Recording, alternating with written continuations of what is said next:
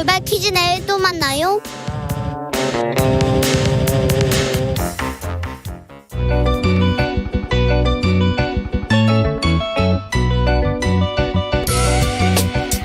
한층 날카롭다, 한결 정확하다, 한편 세심하다.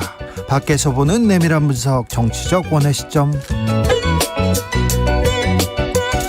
오늘의 정치권 상황, 원회에서 민심 곁에서 더 정확하게 분석해드립니다. 김용남 전 자유한국당 의원, 어서 오세요. 네, 안녕하세요. 호기심 천국 김용남입니다. 최민희 전 더불어민주당 의원, 어서 오세요. 안녕하세요. 불굴의 희망 최민희입니다. 최민희 의원님은 지역에서 못 오셨네요. 올라갈랬는데 차가 막혀서 못 갔습니다. 그러셨어요? 근데 김영남 후보님은 정말 대단하십니다. 네. 선거운동도 열심히 하고 새벽에 올라오셨대요. 제가 당했어요, 오늘. 네? 제가 당했다고요. 네. 저는 열심히 올라왔는데 최 의원님은 남양주에서 선거운동하고 계시고. 네. 지금 인터뷰하고 있습니다. 네. 자, 윤석열 대통령과 조 바이든 대통령 한미 정상회담이 있었습니다. 가장 인상적인 장면은 어떤 장면이었습니까, 최민희 의원님?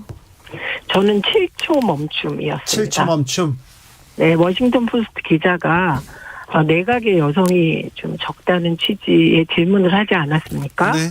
그런데 거기에서 7초 멈춤 하셨더라고요. 근데 그 7초가요. 하나, 둘, 셋, 넷, 다섯, 여섯, 일곱, 7초가 굉장히 긴 시간인데 그때 기자나 윤석열 대통령 본인이나 조 바이든 대통령이나 다들 그때 어땠을까? 그 7초 멈춤의 시간이. 그래서 저는 그 7초 멈춤의 시간이 가장 인상적이었습니다. 김용남 의원님? 저는 뭐 장면보다는 방문 일정 자체가 상당히 인상적이었습니다. 왜냐하면 미국 대통령이 한국 방문을 할 때는 거의 예외 없이 일본을 먼저 방문하고 일본에서 한국 들어오는 경로였거든요. 그렇죠. 아니면 뭐 일본만 방문하고 다시 미국으로 돌아가는 경우도 많았고요. 근데 제 기억으로는 이번이 처음인 것 같아요. 미국 대통령이 한국을 먼저 방문하고 그다음 일본 가는 거는 제 기억엔 이게 처음인 것 같은데요. 느티나무님께서 바이든은 양손 무겁게 선물만 들고 간 것 같아요 얘기하는데, 이번에 왔을 때 삼성전자 공장도 가고 현대차 뭐 정의선 회장도 만나고 우리 기업이 투자를 하고 뭘 우리가 도와준다고 얘기하고 조금 많이 양상이 많이 달라졌어요, 김용남 의원님. 그죠? 지금 미국으로서는 그 전부터 그랬죠. 조 바이든 대통령 들어서서 특히 반도체 관련해서 미국에 투자하라고 네. 거의 직접적으로 요구를 하고 있고, 이런저런 이유에서 아무래도 미국이 최종적인 수출 대상국인 경우 품목이 워낙 많으니까 네. 특히 반도체 관련해서는 삼성이나 이런 데서 미국에 아예 반도체 공장을 지을 계획을 지금 하고 있는데, 글쎄 그거는 저는 나쁘게만은 생각 안 합니다. 그러면 수원, 삼성, 기흥 다 지역구 지금 공장이 좀 흔들리는 거 아닙니까, 김용남 의원님? 근데 어차피 수원에는 생산 라인은 하나도 없어요. 거기는 R&D 센터만 있지 생산 라인은 이미 기흥, 화성, 평택으로 다 떠나갔거든요. 네. 그래도 공장이 지금 미국으로 가면 수원에 있는 R&D도 옮겨가야 되는 거 아닙니까? R&D 센터야 뭐 핵심이니까 거기는 안 가겠죠. 그거는 안 갈 텐데, 전 개인적으로는 수원에서 반도체 생산 라인이 다른 도시로 다 이전해 간 것, 물론 그게 반도체 라인 증설을 위한 땅이 마련되지 않아서 그랬습니다만 대단히 아쉽게 생각하고 잘못된 거라고 생각합니다. 최민희 의원님. 우선 이제 이 대목에서 외교라는 것이 이게 흐름 속에서 간다. 그래서 사실은 삼성이나 우리나라 대기업이 미국에 대규모 투자를 하기로 한 거는 문재인 정부 때이지 않습니까? 예. 그러니까 그게 연결되고 이어지는 거라 제가 늘 주장했던 게 외교, 안보, 국방, 그리고 국민 건강과 관련한 코로나 대응 이런 것들에는 여야가 없고 이거는 정말 한국으로 대응해야 된다. 하나의 한국으로 이런 말씀을 드렸는데요. 이번에 그런 문재인 정부와 미국 정부가 맺어줬던, 그리고 우리 기업들이 투자를 약속했던 것이 밑바탕이 되어서 조금 아까 김영남 후보님이 말씀하신 것처럼 일본에 먼저 가지 않고 대한민국에 먼저 온다든가 이런 것들이 대한민국의 국력, 저력으로 가능해진 거다. 이렇게 보기 때문에 앞으로도 저는 외교 분야, 외교안보 국방 분야에서는 그런 이전 정부 그리고 여야 이런 것을 넘어서 네. 그 흐름을 쭉 이어가는 것이 중요하다고 그렇게 보는 쪽입니다. 그래서 구체적으로 김용남 전 의원은 반도체 공장이 사실 평택 쪽으로 이전해서 거기 무슨 단지가 조성된다 뭐 이런 계획도 있는 것 같은데 아쉽겠지만 국가적 차원에서 투자니까요. 김영남 의원님, 네. 김영남 의원님 캠프에는 여성 많이 있습니까? 많죠. 많습니까? 예. 특히 청년들이 많이 있습니다. 그렇습니까? 예. 시장이 되면 여성들, 청년들 고루 등용하실 겁니까? 시장 맘대로 뭐 시청 공무원을 시켜줄 수는 없는 거고요. 그렇지만. 뭐 그거는 저는 글쎄 지금 공무원을 선호하는 청년들이 너무 많잖아요. 네. 근데 그거는 열심히 공부하고 시험 쳐서 들어오는 사람들한테 문호를 더 보장해 줘야 된다라고 생각을 해서 캠프에 있었다고 해서 제가 뭐 수원시청에 취직을 시켜줄 생각은 전혀 공무원 없습니다. 공무원 중에 여성 공무원이 네. 능력이 떨어지거나 뭐 자질이 부족하거나 그러진 않죠. 지금 여성 공무원 비율이 특히 젊은 층에서는 남성보다 훨씬 높죠. 더 높죠. 네. 그리고 가장 큰 이유는 시험 점수대로 들어오기 때문에 그래요. 네. 시험을 치면 여성이 다 상위권을 휩쓸어요. 그렇죠. 네. 배제할 이유가 없죠. 없죠. 네. 알겠습니다. 지금 그 부분은요. 지금 예를 들면 시장 캠프, 시장 선거 캠프에 있는 여성들을 고용하느냐 이 문제라기보다는 지금 공무원을 하고 있는 여성들이 유리천장 문제를 지금 질문하시는 게 핀트에 맞고요. 네. 그러니까 그 유리천장은 여성들이 스스로 커서 경쟁을 통해서 올라오기를 기다려서 유리천장이 해소되는 게 아니고 여성들이 일을 잘하면 클 수 있는 풍토와 육아를 공적으로 해결하는 시스템이 있어야 유리천장 문제가 개선되는 거거든요. 네. 그러니까 접근 방식에 있어서는 그러니까 A라는 여성을 공채가 아닌 뭐 특채를 한다 이런 문제는 전혀 아니고요. 네. 여성 전체가 일할 수 있는 환경을 만들어주고 네. 여성이라서 불이익당하지 않도록 하는 김용남 시스템을 의원님도 만들어야겠죠. 최민희 의원의 이 말은 동의하시죠? 그렇죠. 네, 동의하죠. 네. 그런데 그 직전 위치까지 여성이 많지 않아서 못 쓴다 그런 얘기는 안 하실 거죠? 아니 근데 정말 능력에 따라서 인사를 하는 게 맞죠. 네. 전 정권에서 여성 장관을 많이 했습니다만 그 장관들에 대한 평가가 그다지 좋지 않아요. 왜냐하면 여성 장관들의 평가가 안 좋다고요? 그런 경우가 많죠. 지금 국토부 장관을 오래 했던 김현미 장관에 대한 평가는 뭐 이미 익히 알려져 있는 거고요. 그러니까 적재적소에 인사를 해야 되는데 네. 글쎄요. 알겠어요. 자, 능력으로 평가하는 거지 성별하고는. 그럼요. 네. 자, 네. 넘어가겠습니다. 네. 넘어가면 안 되죠. 네. 왜요? 왜 넘어가면 안 되냐면 네.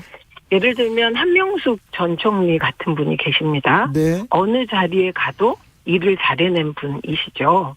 그래서 그런데 매우 동의하기 어렵습니다. 그 얘기는. 그러면 네. 한명숙 전 총리가 일을 잘했다고 해서 그러면 뭐 그 하나의 기준으로 여성 전체가 일 잘한다고 할 수 없듯이 어떤 그 여성 장관이 김용남 전 의원께서 일을 못한다는 평가를 한다고 해서 여성이 어떻다 이렇게 얘기하는 건 곤란한 것이라고 생각합니다. 네. 그런 식으로 따지면 박근혜 정부 때 해수부 네. 장관은 정말 큰 문제였거든요. 근데 그런 문제는 아니고 여성들이 예를 들면 차관급 직위에 올라온 분이 많지 않아서 장관을 못한다는 식의 논리는 이건 유리천장을 유지하겠다는 것과 같은 것이어서요.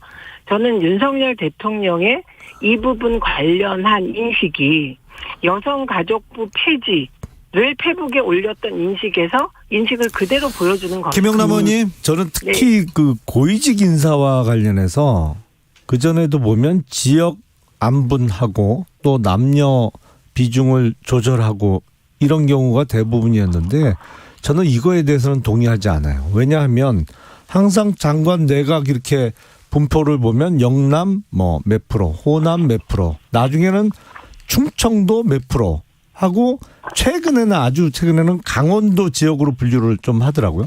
그리고 나머지는 뭐가 되냐면 서울, 인천, 경기는 기타로 분류돼요. 지역으로 구분할 때.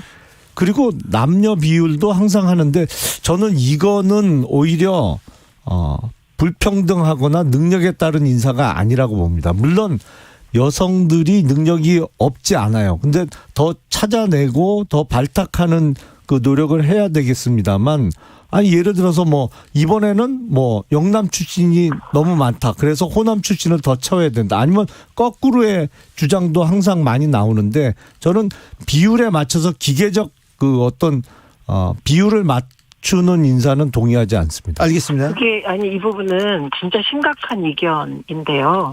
물론 지역 균형 발전, 지역 균형 인사 혹은 이게 어떤 분야는 여성이 많고 남성이 적어서 남성을 우대하는 분야도 있습니다. 취업에 있어서. 이런 것을 일률적으로 얘기하는 건 곤란하고요. 이건 긴 토론이 필요하지만 네. 예를 들면 일반적으로 고위직 인사를 할 때 혹은 비례대표 국회의원을 할 때 혹은 지자체의 비례대표를 할 때 여성을 배려합니다. 그 이유는 올라갈수록 유리천정이 심해서 여성들이 거의 진출을 못하기 때문에 이건 여성들의 권익이 정치를 통하여 반영되기 어렵기 때문에 배려하는 것이거든요. 네. 그래서 예를 들면 여성 비례 30%는 국민의힘도 그대로 가지고 있습니다. 국회의원. 그리고 그거는 그 공천할 때 지역 공천 30% 가지고 있고 그다음에 비례대표는 50% 이렇게 되어 있거든요. 그러면 그것도 없애실 건지. 자, 저는 조금 더 이 부분은 깊은 고민이 그렇죠. 필요하지 이 문제는 않을까 저희가 합니다. 깊은 토론을 해보자고요. 그런데요. 네. 자, 정호영 장관 후보자는 어떻게 한답니까? 김용남 의원님. 제가 예상해 보면 아마도 자진 사퇴 형식으로 물러날 것 같고 시기는 한 내일쯤 되지 않을까 싶어요. 왜 내일이라고? 왠지 그럴 것 같아요. 최민희 의원님은 어떻게 보십니까? 그 자진 사퇴를 하도록 권유하는 과정일 거라고 생각하는데 네. 대통령의 40년 직위라고 하니 요즘 대통령의 몇십 년 직위가 선거 중에 엄청 많아졌습니다. 근데 대통령의 40년 직위라고 하니 사실 조금 더 예우를 갖추고 있는 과정일 것 같습니다. 아, 그렇습니까? 네. 자, 오늘이 고 노무현 전 대통령의 서거 13주기 추도식이 있는 날이었습니다. 네. 한국 현대사의 정치사의 가장 안타까운 일이기도 했는데요. 최민희 의원님 어떻게 보내셨어요? 일단 저는 제가 5월 23일 노무현 전 대통령의 추도식에 못 간 건 오늘이 처음인 것 같았습니다. 오늘은 너무 바빴지만 어제까지 갈등이 굉장히 심했습니다. 가야 되나 말아야 되나 갈등이 심했고 그리고 대한민국은 2009년 5월 23일 이전과 이후로 나누어진다고 저는 생각하고요. 그래서 5월 23일, 2009 5월 23일 이후에는 정치 보복이라든가 정치 재판이라든가 이런 단어가 사라지길 기대했는데 지금 검찰 독재적 조짐이 나타나는 것 같아서 오늘은 좀 심히 우려되는 날이었습니다. 김용남 의원님. 그 노무현 전 대통령에 대한 평가가 최근 몇 년 동안 대단히 예전보다도 더 높아진 거는 맞습니다. 네. 왜냐하면 문재인 정부를 거치면서 그래도 이런 면에서 훌륭했구나. 왜냐하면 비교가 되니까요. 그래도 더 보다 인간적이었고 그래도 더 국가의 이익을 위해서 자신의 진영에 이익에 반대되는 결정도 하셨기 때문에 평가가 높아진 거는 사실인데 사실은 이 어떤 극단적인 선택 내지는 비극적인 일이 일어나게 된 중간 과정에 있어서의 팩트는 그거는 비틀면 안 되죠. 사실은 결과적으로는 대단히 애석하고 비극적인 일이고 그거에 대해서 추도를 하는 거는 당연한 일입니다만 팩트 자체를 비틀어서 마치 그런 일이 없었던 것이냐 그리고 없던 일을 만들어낸 것처럼 이렇게 얘기하는 건 좀 문제가 있다고 생각을 하고요. 근데 김영남 의원님, 네. 그때 노무현 전 대통령을 앞두고 그 검찰의 수사 그리고 언론에 뭐 논두렁 시계 같은 사건을 흘리고 이렇게 계속해서 언론에서 물어 뜯고 검찰에서 굉장히 조금 계속해서 좀 압박하고 이런 건 잘못됐었죠. 수사 방식에 있어서 네. 문제가 있었죠. 예. 근데 그 수사 방식에 대해서 문제가 있었던 건 분명하지만 그게 또 더 심하게 재현됐던 게 문재인 정부 초기 한 2년 동안 벌어졌던 소위 적폐 수사 때거든요. 그때는 더 심했어요. 그런 식의 윤석열 소위 대통령 더 플레이가. 심하게 했습니까? 잠깐만요. 아니 뭐 제가- 그때 뭐 수사를 네. 한두 사람이 제가- 하는 게 아니니까. 제가 한 그거는 말씀 해도 될까요? 아니 네네. 그리고 잠깐만요. 제가 마무리하겠습니다. 네. 더 큰 문제는 사실은 잘못된 것을 잘못됐다고 하고 그거에 대해서 어떤 단죄를 하거나 적어도 진실 규명을 위해서 수사를 하려는 노력 자체를 무조건 정치보복으로 몰고 가서 우리가 잘했던 그거 왈가왈부 따지지 말고 덮어야 된다는 주장은 대단히 위험하고 안 좋은 네. 생각이라 최민희 생각합니다. 예. 예, 동의하고요. 그런 의미에서 김건희 배우자 김건희 배우자에 대한 도이치모터스 주가 조작 사건이라든가 그다음에 소위 허위 학력 이력 관련해서 덮지 말고 철저한 수사가 되기를 저는 기대합니다. 네. 본부장 비리에 대한 철저한 수사해 주시고요. 예. 지금 말씀하신 것 중에 노무현 전 대통령에 대한 평가가 좋아진 원인은 그건 노무현 정부 내 언론의 왜곡 보도와 그리고 그 당시 야당의 지나친 흔들기로 노무현 정부에 대한 정확한 평가가 예. 제대로 되지 않았던 것이 네. 이명박 박근혜 정부를 거치면서 한 명은 권력을 사유화해서 감옥 가고 한 명은 국정농단으로 탄핵되는 걸 보면서 정말 노무현 전 대통령 시대가 민주주의가 꽃피었던 시절이구나. 그리고 노무현 대통령이 정말 원칙적으로 국가를 잘 이끌었구나 하는 것에 대한 여기까지 하겠습니다. 국민적 인식이 있었기 때문에 여기까지 하겠습니다. 지방선거가 9일 남았습니다. 경기도 분위기 어떻습니까? 경기도 최대 격전지라는데 수원 어떻습니까? 김용남. 여론조사 수치는 말하지 믿어서는 마시고. 안 됩니다. 네, 말하지 그거는 마시고. 저도 믿지 않아요. 네. 다만 여론조사 추세만 보는 거거든요. 네. 근데 경기도뿐만 아니라 전국적으로 확실히 국민의힘은 상승 추세선을 그리고 있는 것 같고요. 민주당은 하락 추세선을 그리고 있는 거는 분명해 보입니다. 최민희. 저 부분은 이게 들쭉날쭉합니다. 들쭉날쭉해요? 이게 정확한 표현. 예, 들쭉날쭉하고 근데 김은혜 후보의 KT 청탁 관련 엇갈린 해명. 예. 기록에 나와 있는 시댁 쪽 부탁을 받았다는 요지의 답변과 네. 관흥클럽에서 관여한 것 없다는 발언의 내용이 알려지면서 이게 문제가 되고 있고 또 하나는 가짜 경기맘 논란, 유황맘이 아니었냐. 이게 급속히 엄마들 사이에서 퍼지고 있습니다. 그리고 일부 여론조사는 예를 들면 안심번호가 아닌 그 여론조사 기관에서 자기적으로 추출한 여론조사 결과는 저는 믿을 게 못 된다고 생각하고 네. 그래서 지금 민심이 대단히 혼전 중이다. 이렇게 봅니다. 그리고 김영남 후보님 말씀 중에 그건 지난주까지고요. 네. 네, 그 지난주 이후에는 이게 지금부터 오늘부터 지금 정식 지방선거 국면이 도래했다고 예. 유권자들이 인식하고 계시기 때문에 자, 그러면 최민희 지금부터 의원님. 시작입니다. 네.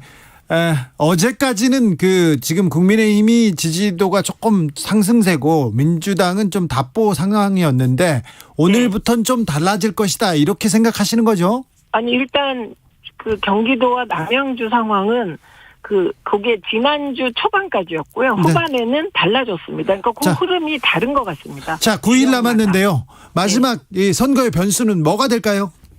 저요? 예.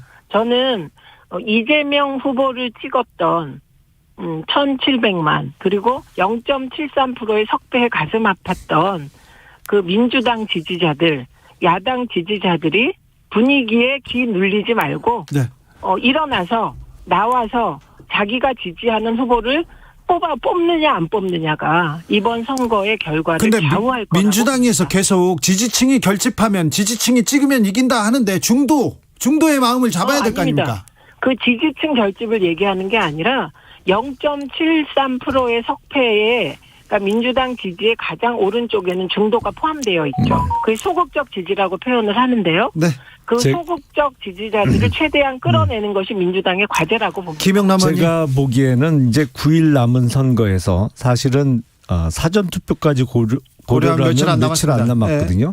근데 이번 주 과거에 금요일부터입니다. 민주당에 표를 줬던 유권자들로 하여금 이번 지방선거에서 다시 투표소에 나가서 민주당을 찍을 만한 명분이나 이유를 찾아줘야 되는데 제가 보기엔 민주당 이거 남은 며칠 동안 이거 만들어내기도 어려워요. 사실은 그래서 적극적으로 과거에 민주당을 찍었던 분들이 투표소에 나올 만한 동기부여를 하는 작업이 필요한데 쉽지 않아 보입니다. 최민희 의원님. 그 동기부여가 지금 시작되고 있고 이게 이제 대통령 선거와 지역 선거가 다른 건 지역 후보들이 다르기 때문이죠. 네. 예, 그래서 어떤 지역은 결집이 빨리 일어날 테고 어떤 지역은 서서히 일어날 테고 그러나 전국적 결집 조직 그다음에 소극적 지지자들의 결집 조짐은 이미 일어나고 있다. 이렇게 봅니다. 제가 보기에는 민주당 과거 지지자들이 검수완박이나 이런 걸 통해서 또 이재명 후보의 출마를 통해서 명분을 찾기가 어려워졌어요. 민주당을 지지해야 되는 명분을 못 찾습니다. 지금 상황에서. 이건 중앙선거가 아니기 때문에 네. 뭐 개별 후보들이 충분히 결집을 해내리라고 생각합니다. 알겠습니다. 여기까지 듣겠습니다. 김용남, 최민희, 김용남 두 분 감사합니다. 감사합니다. 고맙습니다. 저는 잠시 숨 좀 돌리고 6시 2부 이어갑니다.